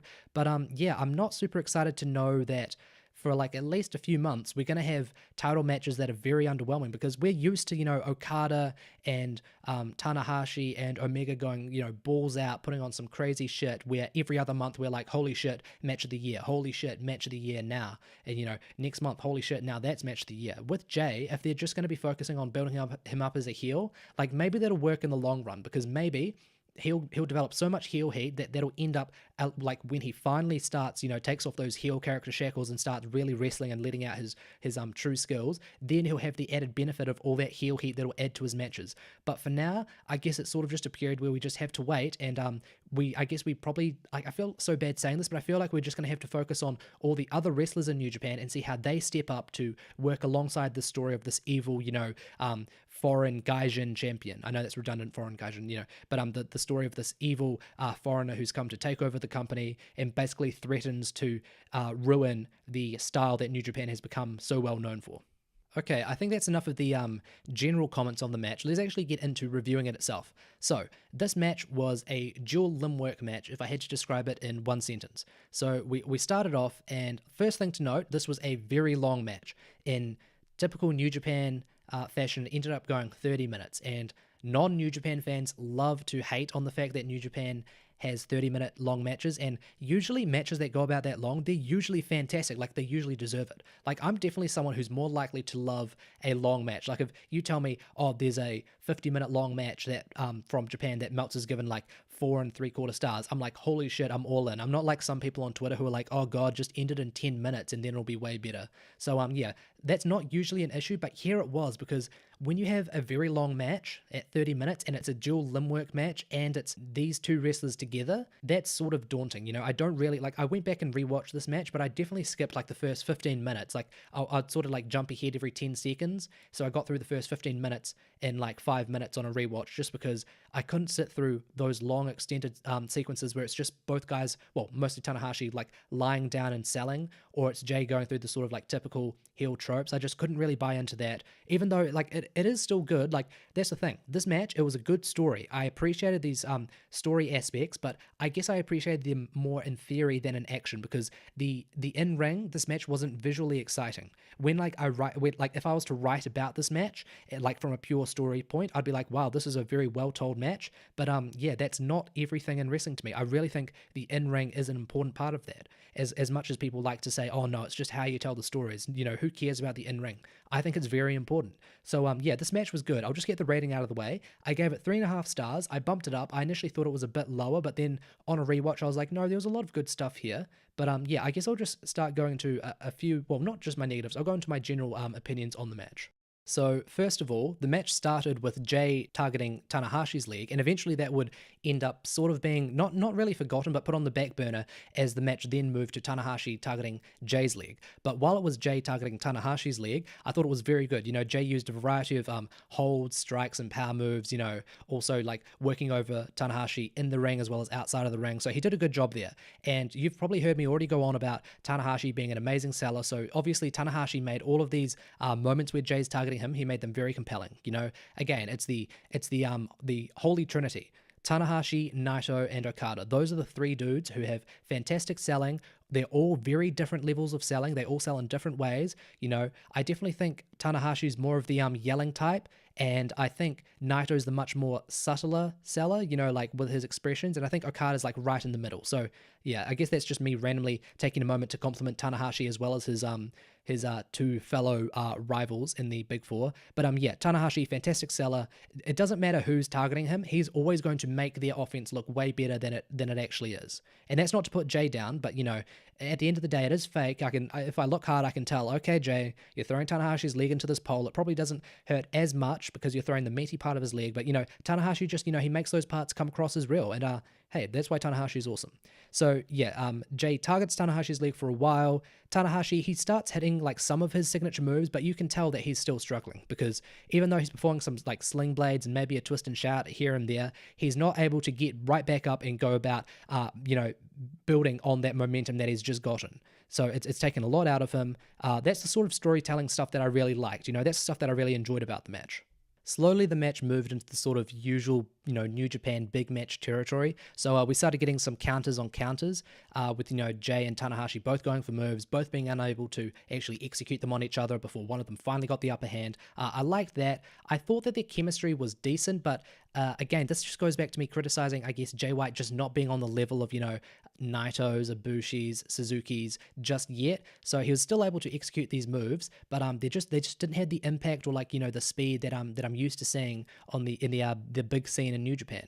There's one idea that Jay White always likes to play up, and I feel bad because I feel like it never really connects with the crowd in the way that it's meant to, but I appreciate it, but then I see the crowd doesn't, so I'm like, oh, do I really enjoy this if it's not getting appropriate reaction? But it's when Jay White plays strategic and he basically tries to be not even really cowardly, but he tries to be like smart and he tries to stick to the sides of the ring. So there's a moment where Tanahashi, he's regained momentum and he's trying to hit the sling blade on Jay, and he's waiting for Jay to sort of groggily move into the center of the ring. And obviously it's wrestling, so you got to excuse that stuff. In real life, it's like, okay, why would the guy really move to the center of the ring in perfect position for this move? But you know, in the wrestling world that we all as wrestling fans assume that wrestling itself operates in, we just accept that. But Jay White, he sort of, I guess, plays on that where it's like, okay, he should move into the middle for the sling blade. He just holds on to the ropes. And Tanahashi, it almost looks like he breaks character, but he's sort of just like in character being like, come on, you know, move into the center of the ring. And Jay just remains on those ropes. And there's another moment where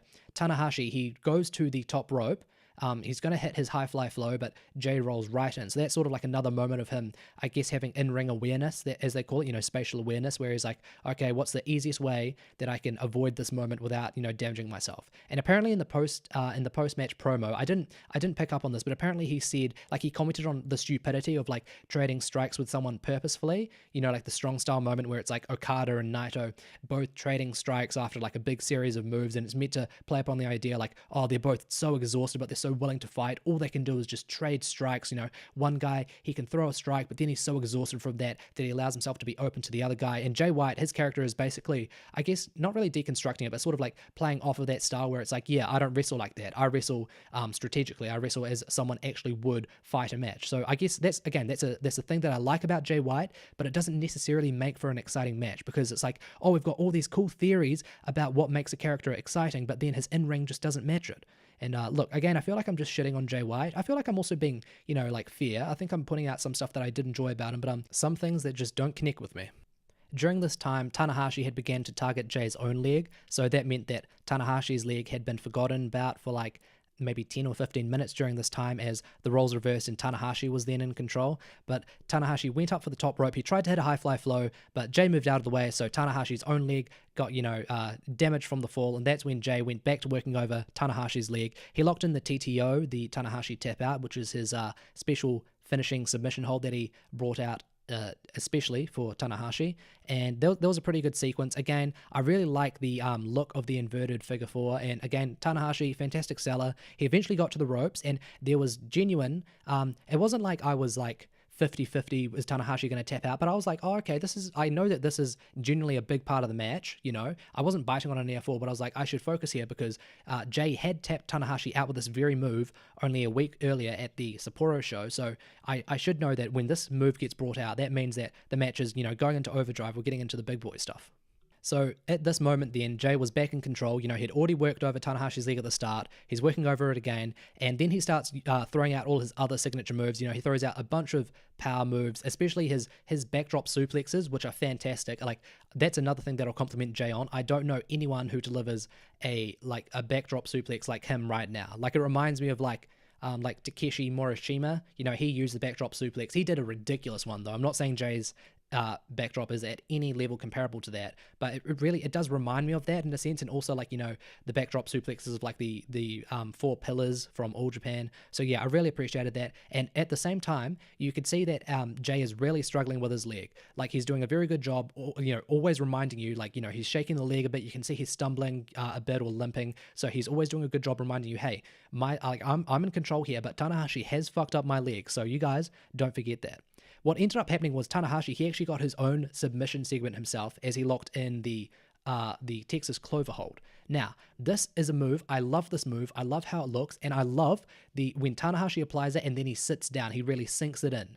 Cinches it in, he really locks it in. He sits right down deep, and his opponent, who he's got locked in the hold, their body just looks really contorted, because not only are their legs being bent, but their body, like their spine, looks like it's going off to one side. And so Jay did really well there, and Jay was going for the ropes, and I can't remember if he got to the ropes but then Tanahashi pulled him off, or if he just never got to the ropes. But Tanahashi, he then turned that into the Styles Clash, and I feel like this is a little known fact, or at least I think I've got this right. I feel like Tanahashi was using the Styles Clash before AJ Styles was even a factor in New Japan, because I haven't watched all of 2014 for New Japan, but I've watched a lot of 2012 and 2013, and I feel like Tanahashi was using the Styles Clash back then. So even though there's the added layer of Tanahashi using an ex-Bullet Club leader's move against the current Bullet Club leader, there's also just the fact that this was one of Tanahashi's like signature moves. So yeah, it was cool to see him bring that out. So we'd gone from Tanahashi being in control to Jay White regaining control, and now we were back to Tanahashi in control. So it really looked like, okay, this is the typical sort of, finishing stretch for the ace, because Jay White was trying to fight back. He was throwing out some moves, but Tanahashi was countering both. Like, he threw out two moves, and Tanahashi countered both of them into a sling blade in like very creative ways. Then he went to the top rope. Jay White ascended to his feet, and so we know, okay, Tanahashi's going to hit a sling blade to the standing Jay White, and then he's going to go back to the top rope and hit a second one, because that's how he always finishes someone off. It's always with a pair. It's never with like a single one. Or maybe he'll hit one right flush on an opponent who's down, like right to their stomach. That's the only way he'll usually go for a pin off of the high fly flow. But what happened was, and this was very creative in theory, he jumps off, and he really does, like, he doesn't jump straight off to make it really obvious that, like, make it look really contrived that Jay White's going to counter it into the Blade Runner. Tanahashi really does, like, commit. He turns his whole body as he lands, but Jay White catches him, which was very impressive. But then Jay White, he had to get Tanahashi's arm, I think, in the appropriate position to actually execute the Blade Runner. And I was thinking to myself, like, dude, just hit like a normal sort of, like, how would you really describe the Blade Runner? I just quickly looked it up, and apparently it's basically referred to as an inverted STO, which I guess is a good way to describe it. So yeah, why not just hit, like, right then and there, a quick inverted STO? Instead, he worried about getting the arm in the right position so that it was exactly the same as the Blade Runner, but it just took too long. And even though the crowd was still excited, and like they still popped when he hit it because they knew, oh shit, it might be over, and spoilers, it was. But still, it's like, dude, you get so few moments as a wrestler to really like get like a to just steal the audience, with like a fantastic moment. Like Jay used to have that, like in the Omega match from the year before, he had a really great moment where he reversed or countered. That's the word I was going for. I mixed both of them, I guess. Yeah, well, let's just say it. He reverted Kenny Omega's one-winged angel right into the Blade Runner. So that was great, and he didn't have the whole like big setup to it. It was very smooth, and that was his idea. The idea with Jay White is he can reverse basically every New Japan wrestler's signature move, or their finisher even, right into his own finisher, and that always trumps them and allows him to get the win. But here, and again, in the long run, it was a small moment in this match, but it was the finish, and that was the moment when Jay White gained the title. So we do have to focus on this. It was just annoying that it was just so sloppy, because it's like, as I was saying before, you get so few chances as a wrestler to have a big moment, and that could have been Jay's big moment. That would have been like the sort of gif that gets shared on, r/squared circle, where it's like the moment Jay White became champion, and then you see like a very smooth transition as Jay catches Tanahashi and quickly spins him face first down to the ground and then covers him. That would have been so visually pleasing, but it just looked awkward, and I guess that sort of summed up the match.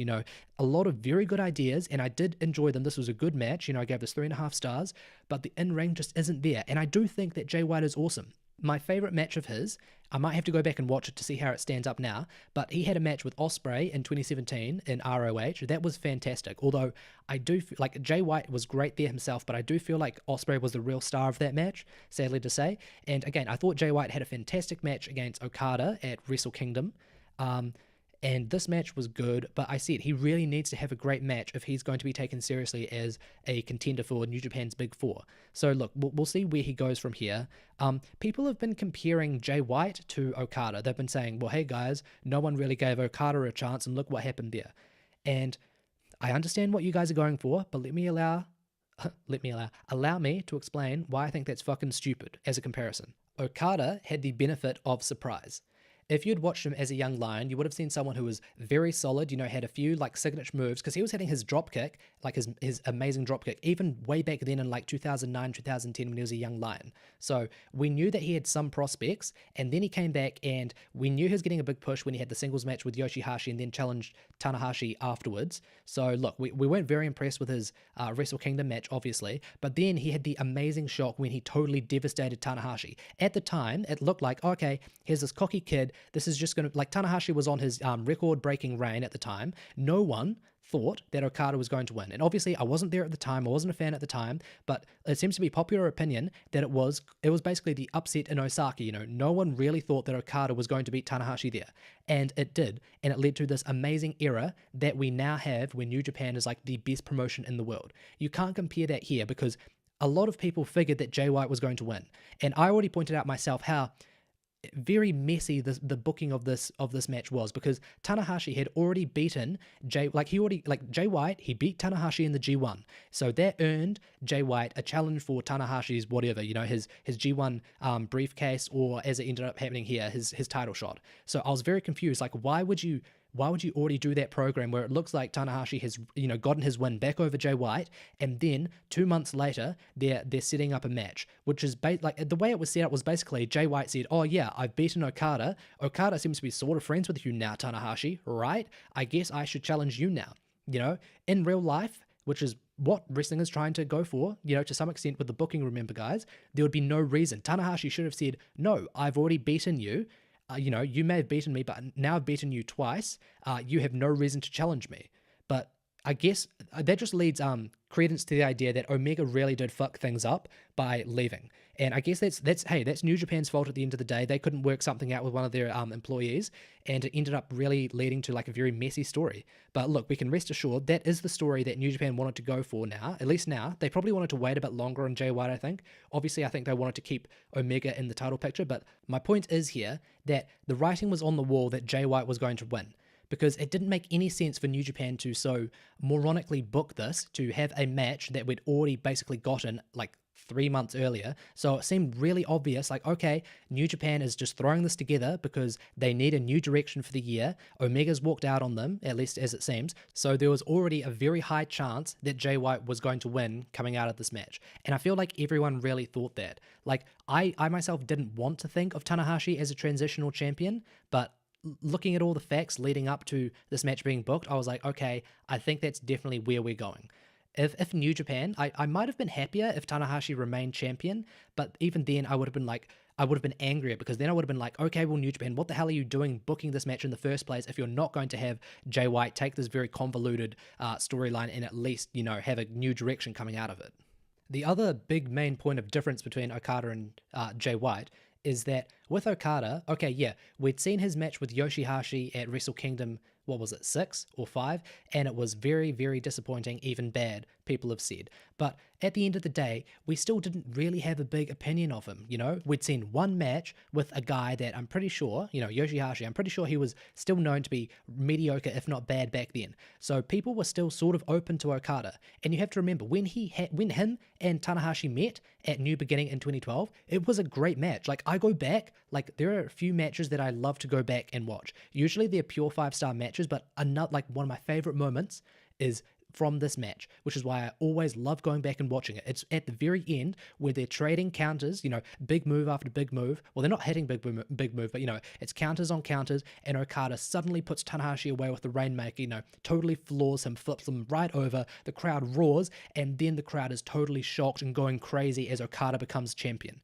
Okay, that, I think that match, and look, I'm not a big New Japan aficionado from pre-2012, it's mostly post-2012 that I've watched, but I feel confident in saying that one Okada versus Tanahashi match at New Beginning in 2012 is the match which solidified the trademark New Japan big match style that they still use to this very day, or at least have used up until Jay White's reign. We'll see how that goes. Because the match itself, it starts slow, then we get some body, some limb work, then we get the big spots that are sort of placed in, a decent amount of time apart so that it doesn't come off like a spot fest, and then the final 10 minutes or so is just both guys working really hard, pulling off some very complex counters and big moves, and then a crazy back and forth finishing stretch before a crazy big finish, So Okada, my point being, right out the gate, he was amazing, okay?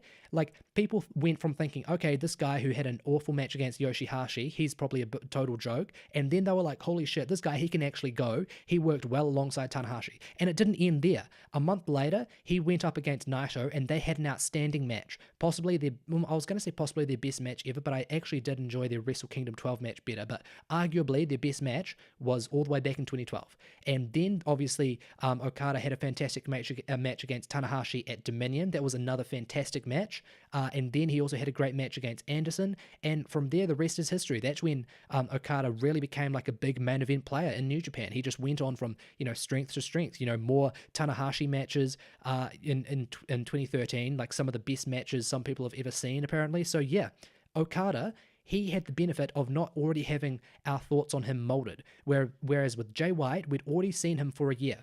We saw him have the bad match against Tanahashi. And hey, guys, the excuse that, Jay White is just like Okada, people were using that excuse back at Wrestle Kingdom 12 when he initially came back from excursion and fought Tanahashi and looked relatively mediocre.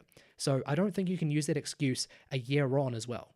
Don't get me wrong, we've seen Jay White have great matches, as I've already said, he's a fantastic character, but I think in his great matches, it's usually been more the other person who has worked alongside him to make the match great, rather than he himself sticking out as being individually great, his match with Okada, I feel like that was definitely more playing up on the idea of Okada finally being the Rainmaker. He's got the shorts, he's got the hair, he's got the general style, he's finally back. That's the story of that match that really made it important. And again, I still haven't seen the Jay White versus Juice Robinson match, so I probably shouldn't be using that as an excuse for as an example in my argument right now, but from everything I've heard about that match, that was the total Juice Robinson show, okay? People don't say that Jay White was bad or that he was carried, but they do say it was they only talk about Juice Robinson in that match, okay? So I just don't think you can compare Okada and Jay White. Okada is a once-in-a-lifetime prodigy who he has changed the face of wrestling. Okay, I'm just gonna say it. And look, if this audio clip ever got posted around on like ProRes Twitter, people will be fucking like laughing, bawling their eyes out, being like, "Holy shit, this kid from New Zealand, he's so fucking dumb." But look, I'm not afraid to say it. Okada, like the idea of what we think of a big match, the sort of 5-star bait match that we see these days, that like NXT tries to replicate every month, and in my opinion, fails dramatically. That has been pushed by the likes of Okada, not necessarily Okada, but I definitely think Okada has had a big impact on that. Like, you just have to look to his matches against Omega, and then like every other big singles match Okada has had the last 3 years, like Tanahashi, Omega, Shibata, like all those other people. Okada has always been like the one. Like, there are a lot of people who have been constants, but Okada has been the biggest constant of all of them. Okay, so look, you can't compare Okada and Jay White. Okay, I know they've had like similar ideas, like, they went on an excursion, came back, and then got a mega push. But again, with Jay White, had a year of build up, didn't really impress. Very, very good character in ring, not up to it. Yeah, I feel like I'm just going to be laboring the point at this point, laboring the point at this point. But what can I say? Jay White is not going to be on Okada's level. Would I be happy with that? Of fucking course. You know how happy I would be to see a fellow Kiwi like be even half as great as Okada? I would be ecstatic to see that. I feel like I'm just being realistic, and I just don't think that's going to happen. At the end of the day, though, I am positive, and it's for this reason. And people love saying this, and I feel like I always say this because in my head I'm like, oh, damn, I've got a popular opinion. This doesn't make me unique. I guess I've got to justify it and outwardly do so to the people that are listening. But look, it's very popular to say that New Japan has earned our faith with their booking choices because of the stories they've told the last few years, which have always ended up always usually, I know, contradictory, but they've usually ended up being compelling and leading to some very fantastic moments and matches. So I am going to say that I do trust New Japan, and I think we should give this like 6 months. Okay, in 6 months we'll look back and we'll assess how the Jay White reign went or is still going. Because New Japan, they must have a reason for giving Jay White this push. Like, okay, yeah, he's a dojo boy. Lots of, like, Yoshihashi was a dojo boy. Just because he's been through their system doesn't mean they're suddenly going to make him champion. So what is it about Jay White where they see something and they're like, yes, this is the guy who needs to be on the same level, at least eventually, as Okada, Tanahashi, and Naito. And like, this is the guy that they wanted to replace Omega as the Gaijin ace. So there must be some reason. So that leads me to think, like, behind the scenes, Jay White must be like outstanding. Okay, there must be some stuff he's doing in the gym or in the ring behind doors that has led the New Japan higher ups to say, yes, this kid has it. He has something comparable to Okada, comparable to Naito, and that's why we're going to push him as a star. So yeah, even though I've had all these issues that I pointed out with Jay White, and I've been like, oh, he's not as good as everyone else, he's not as good as this, and I like this about him, but he's bad at this. At the end of the day, I have faith. And look, I really hope the best for Jay White. The last thing I want is for New Japan, my favorite promotion, I don't want this to be a negative for them. So I'm all in support of Jay White. And look, maybe I shouldn't just say that. Maybe I should put that into practice. I think in the next few months, at least until Dominion, I'm going to be giving Jay White the benefit of the doubt. And I'm going to be trying to look more for the positives in him, because I know that people sometimes get fed up with someone who just focuses on in-ring work rate. So I think I'm also going to make a conscious effort to really start, really closely identifying the details in Jay White's matches, being like, oh, okay, I see this little bit of psychology. I appreciate that. Or this little thing. Oh, I didn't notice that before. I'm going to try do my best at that, just so I can really allow myself to not get caught up in being like, oh, this guy's not pulling off like a reverse Frankensteiner from the top rope. This guy's not landing on his neck from 10 meters high. He sucks. I'm going to try not be like that. And I'm going to say, okay, what's the story they're telling with Jay White? How is this affecting the other wrestlers? And how is this, developing the promotion as a whole? I'm going to try focus on that, because look, I love New Japan. I have so many criticisms of them, but at the end of the day, I fucking love them. And I want this to work out. So yeah, Jay White, I don't know if you're ready yet. I think you can be ready, maybe. So look, I'm going to put my support behind you. And look, everyone else, if you're a fan of New Japan and you're not happy with Jay White, look, just be like me. Just maybe watch the big shows, If you feel like you're a bit burnt out, you don't like Jay White's style, maybe just come back for the New Japan Cup finals, then come back for the Madison Square Garden show, then come back for, the best of the Super Junior finals or Dominion or something, You don't have to watch every show, because if there's a guy on top, like Jay White and you're not into him, you're going to wear yourself out by forcing yourself to watch all of New Japan's big shows where he's going to feature, okay? So that's my advice for people who just aren't into Jay White. For me, even though like I am into Jay White, but not too much, and I'm just a general New Japan fan, I'm still going to watch like all the, you know, relatively big shows. And yeah, as I've said, 6 months time, we'll reassess. We'll see how it goes, and then we can really determine, okay, was this a good decision? Was it bad? Is Jay White finally reaching his potential so that we can say, oh, okay, New Japan, we see what you were doing when you decided to push him.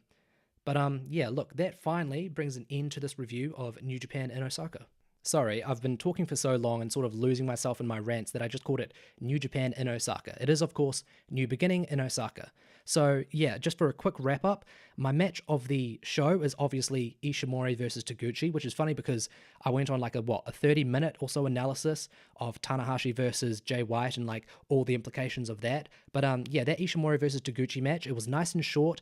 I thought it was, you know, low-key great. You know, definitely check that match out. The main event was quite good as well. I think that other people got a lot more enjoyment out of it than I did. As I've said, it was just a bit too slow in some parts.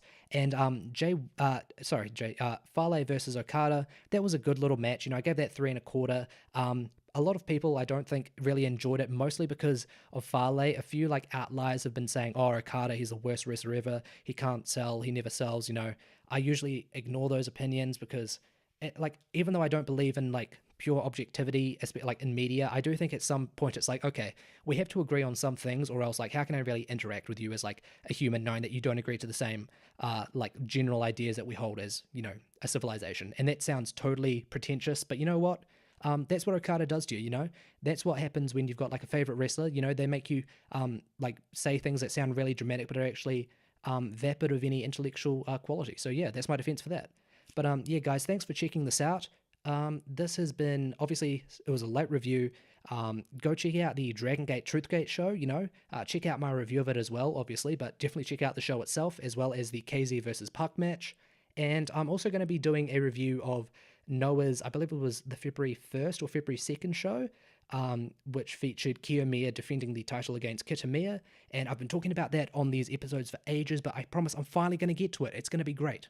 Apart from that, I also know that there is a relatively big DDT show coming up. I think it's literally like, it might even be tomorrow, actually. So I might try watch that, or at least watch it on replay. And I think there's also an All Japan show coming up, where I believe it's Kento Miyahara defending the title against Suwama. I don't know how soon that is, but yeah, look, the shows just don't stop coming. But I'm going to try my best to watch these shows as soon as possible, you know, write up my notes as quickly as I can, and then record a review, because I don't like the idea of how I watch a show, or like a show comes out and then I'm only reviewing it like a week later, because then the buzz has sort of died down. And if I really want to grow, like, you know, my show, my channel, I really have to be more committed to getting this stuff out. So yeah, that's really what you should look forward to.